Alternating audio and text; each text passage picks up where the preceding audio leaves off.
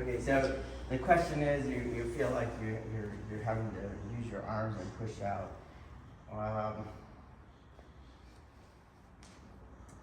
It could be that, okay?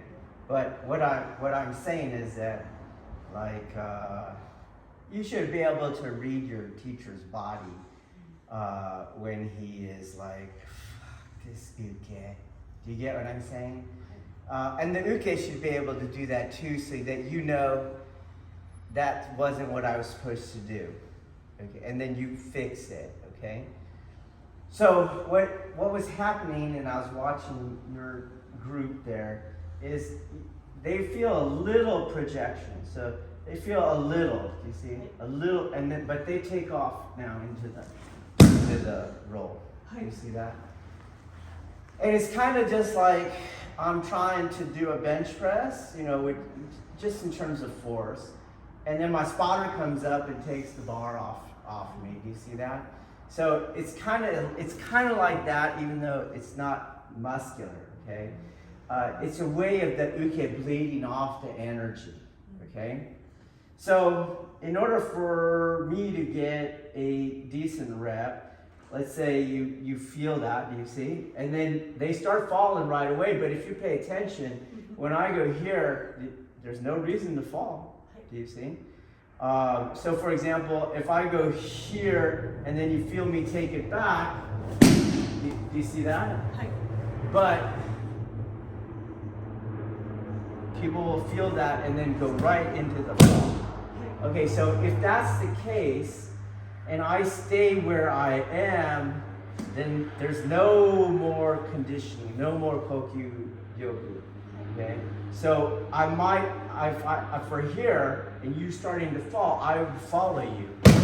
Do you see? To keep that going. Well, that's an extension of my arms. Do you see that? I wouldn't necessarily ask the question from the arm point of view. Okay? I would ask more, what is your vector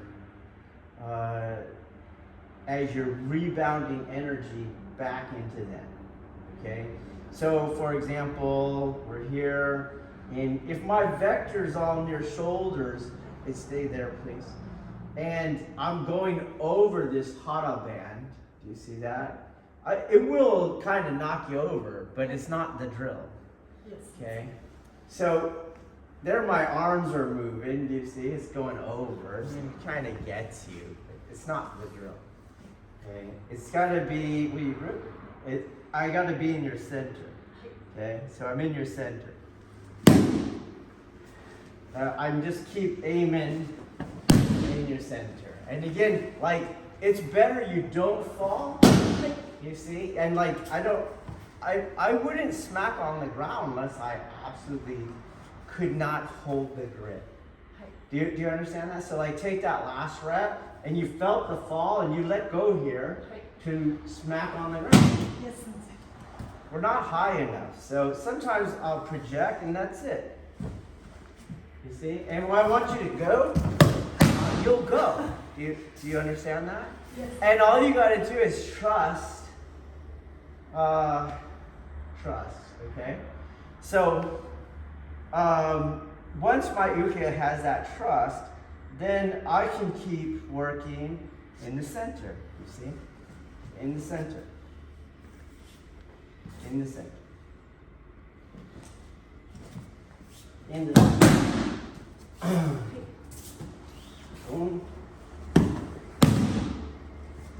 So pay attention to where you feel it. And I'll do it both ways, okay? So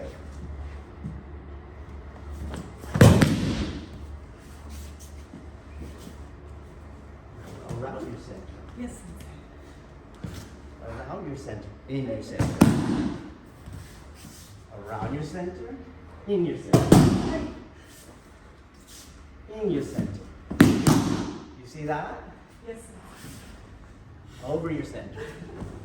You get it? So I saw a lot of you going around that part. Okay? So sometimes you go around it because it feels too heavy. You're like, Holy cow, so you're trying to take some weight off of it, do you see? And in that sense, that comes back to the arms. You are having your arms maybe going in and out to move him, okay? And instead, I would like to see your center, your body move. Your body move. So let's say you feel I can't go anymore. Instead of going around his center, I would rather you move your body. Watch my torso for how much action there actually is. Or pay attention to my head. My head is not staying still, or my torso can't.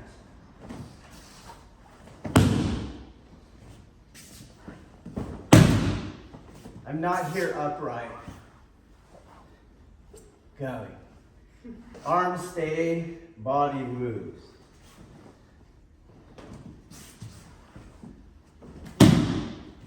And as you're watching for that, then go back and watch how I always try to move this in this training. In some throws, I might want to move his head. I might want to move just his elbow or something. But in this training, it goes center, ground, center, center, ground. Okay? That's what I'm doing here. Not going around that hara, okay? All right, let's try it. Okay, so there are what, just for simplicity's sake, we can call it yogic or alchemical.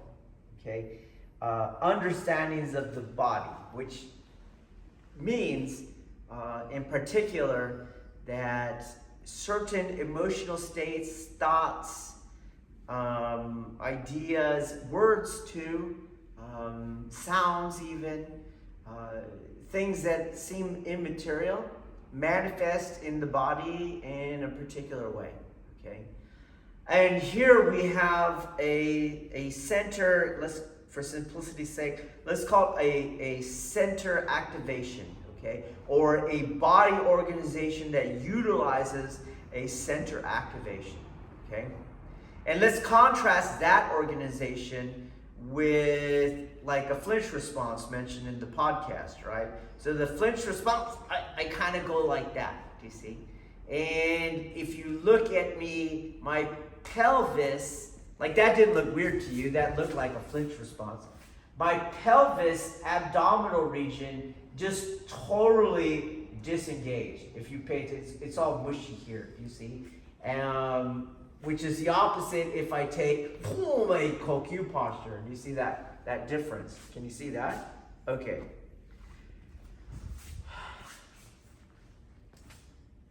So the question is, I would put it this way, which ideas, thoughts, feelings, etc. go with the broken center?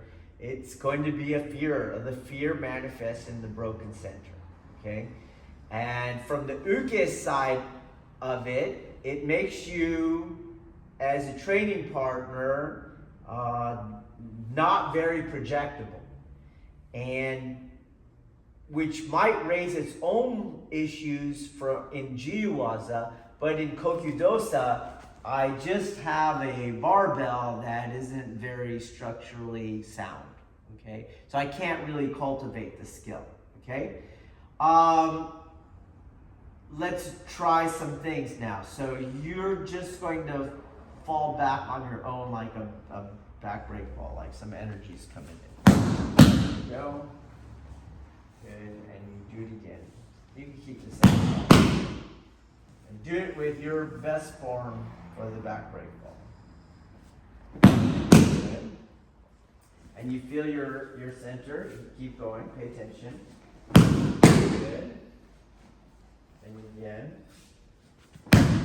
See, he's pretty organized. So for example, let's sit on your bottom and put your feet out. Separate them, and we'll do that ukemi drill where you lock your center and you go around. Okay? There you go. Now show me what a broken center, mushy center would look like in that drill. Yes. Keep going. Yes. And let's organize it again. Good. And disorganize it again. Okay. Cool. All right. So, when we doing the technique, and you can see it, did you feel it? Okay. So you got disorganized and you did the mushiness. Did you see that? Okay. So let's try, and so that makes you not projectable. But from your side, you are now not doing the training from the inside. Okay. So when you locked your body with that center organization, and if you pay attention not to you but to me, you see, my center organization is doing the same thing. So you train 50%, you've got mushy again, okay? And you can see you hold your breath, which is another sign of the fear, right? Okay, so we're gonna try, we know you can do the break fall by yourself, right? Okay? And now you're going to just offer your hand, okay? And I'm going to move out of technique land.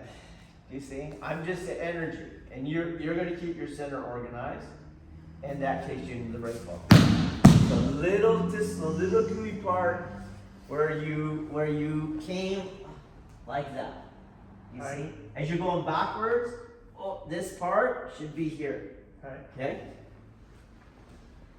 So, here, lock, now do it without me, lock, good, much better, and then with me, lock, so it comes off just a little, do it without me, good, and then with me, and I want you to now, you're pushing on me. I'm not pushing you. Okay, you push on me, and it takes you to the fall. You got this little kind of crunch there. Lock this. Don't come forward. Lock that, and the whole body goes back. Yes. At the end there. Okay, feel that hand? You push on me, and don't push on this hand. You see that where you pushed on it? That's where you go gooey. When you do it by yourself, just fall by yourself. Your chest isn't coming forward. Well, for your chest to come forward, you have to break your center. Okay? You just go back on that butt. Yes. Back together. You push on me, and you do the same thing. You pushing on me. This is what you do. So you might, I don't know if you can see it or feel it, okay? When you do your fall, your body goes back and your leg comes out. Watch my body. Lock. Just like I was going to continue around. I'm not going like this. You see that hinge? Okay? But when you push it on me, you go here. Like that. This goes here. This goes into your balance. Let's try it again. Yes? And you keep reaching for the mat. It's not that high.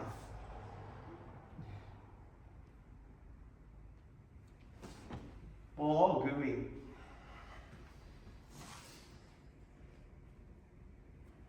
Better. Breathe out. Get your feet up. Feet up. Flex your feet.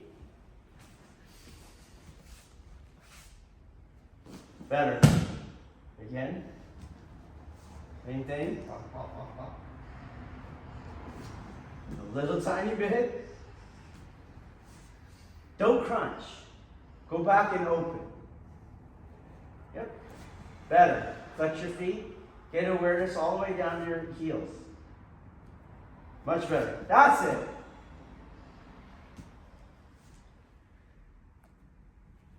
Better. Breathe out. Flex your feet. Better. Okay, let's try that drill. Go. Okay, so if we look deeper into that, there's telltale signs of it. Okay.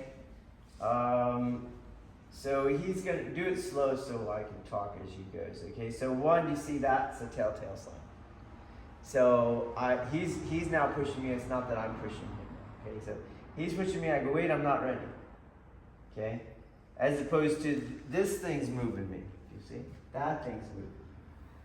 Another telltale sign is he goes and that hand. Do you see what that hand did? That's clearly like whoa. Okay. Or sometimes he goes and you're like trying to get your elbow on the mat and you see how I crunch and I lower myself. Okay. So instead he's pushing me, and I am going to go just wherever he takes me. Whoa.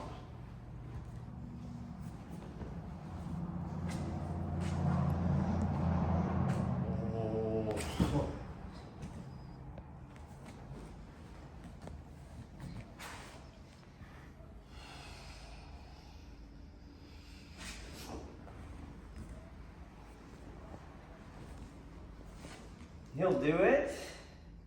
Oh.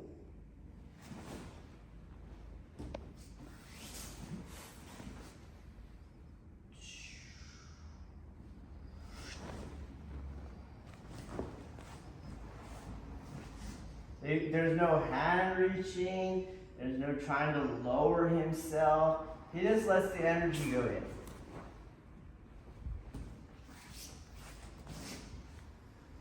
Energy's going.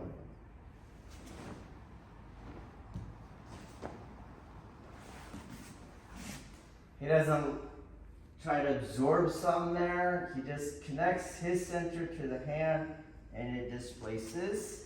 He goes. Okay? So watch for those little signs, elbow, lowering myself, hand actually reaching for it. Okay? Let's try it again. But this time the naga is the one pushing the uke. Okay, try it.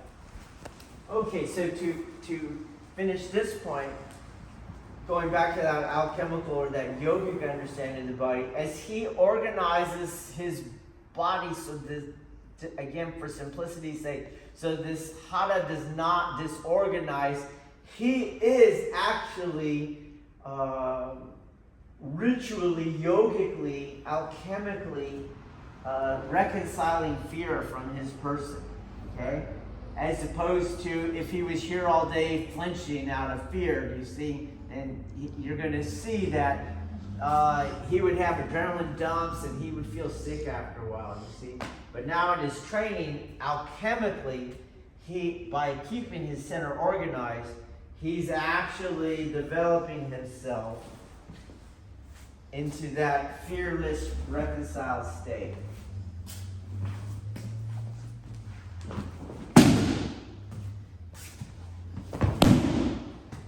But he's also training on his center organization. So he's not wasting time as Zuke. Okay?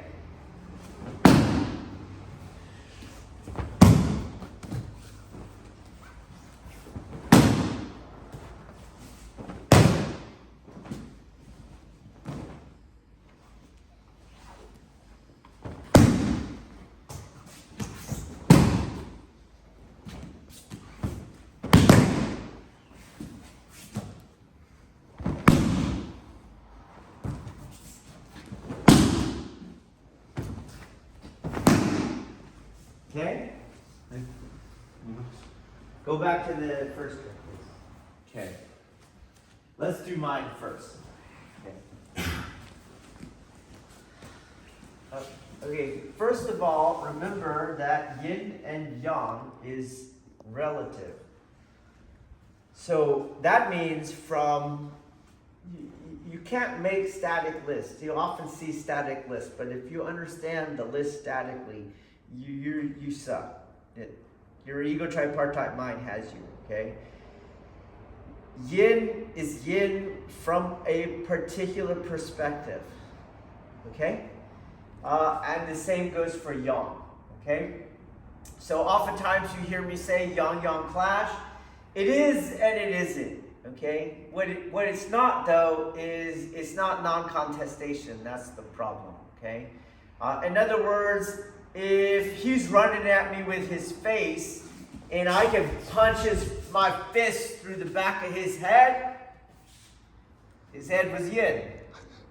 Do you understand that? Okay. Even though it's coming this way, it was yin to my fist. All right. That said, you of course can do 2 yang moves. Do you see?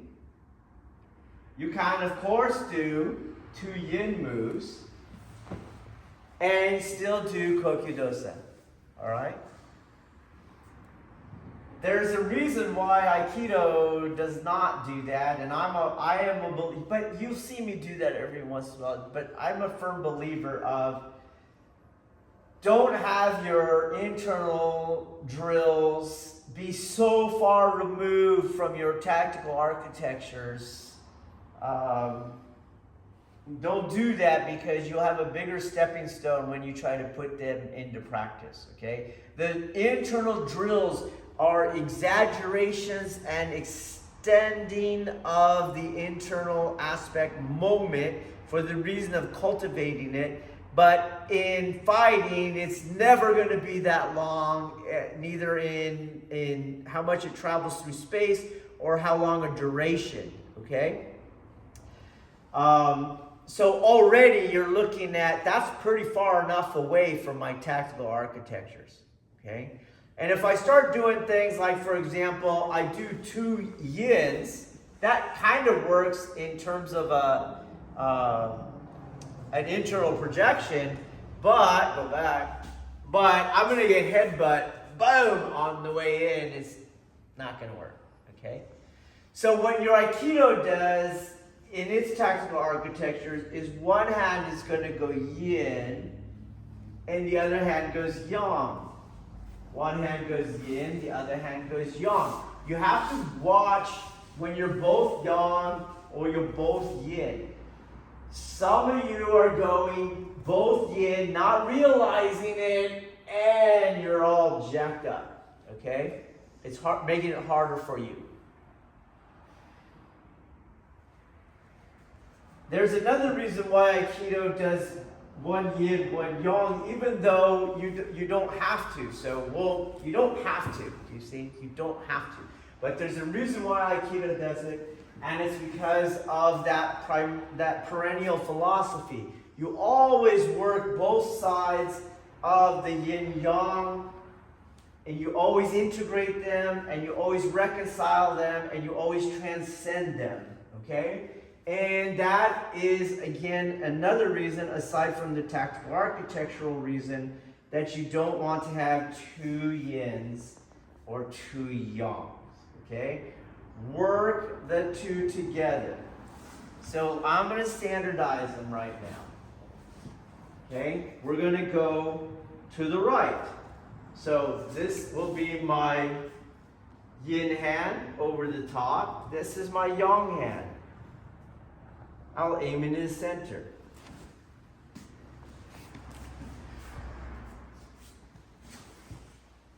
I want you to try it with your hand on the inside. Try it with your hand on the outside and low. The yin hand will stay the same. The yang hand changes. On the inside. On the inside. Low in the outside. Yin hand stays the same.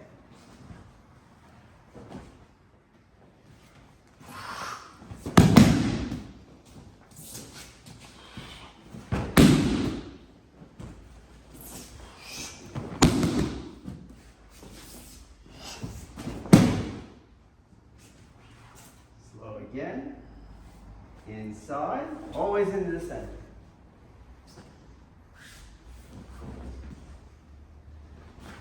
Gedan outside. Gedan soto. Jodan uchi. Just be careful not to go over the top of him. He goes into his center. Into his center. Into his center. Into his center. Okay? One hand yin, one hand yang. Okay, let's try.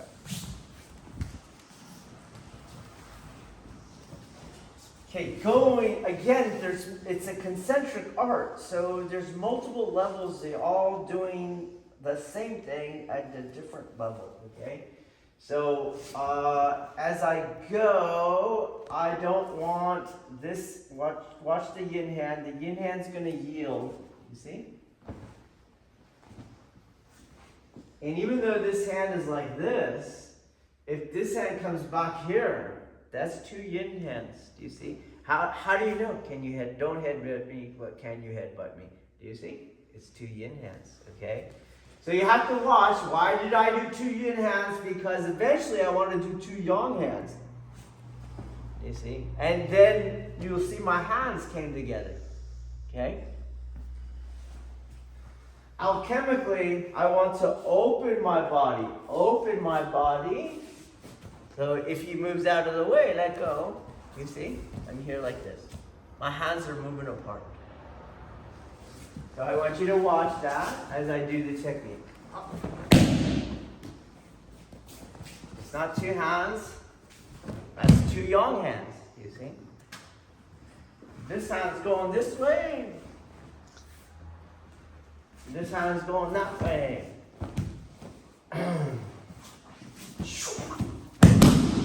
Ooh, this way. Ooh. I do the get on one, same thing. Not going to be two yang hands.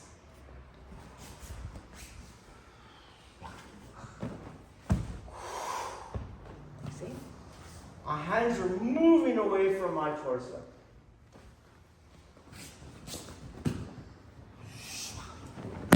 Moving away this way, not both that way. Okay? I'm going to try it again. Open, open, open, open. Spread your hands apart, okay? Let's go.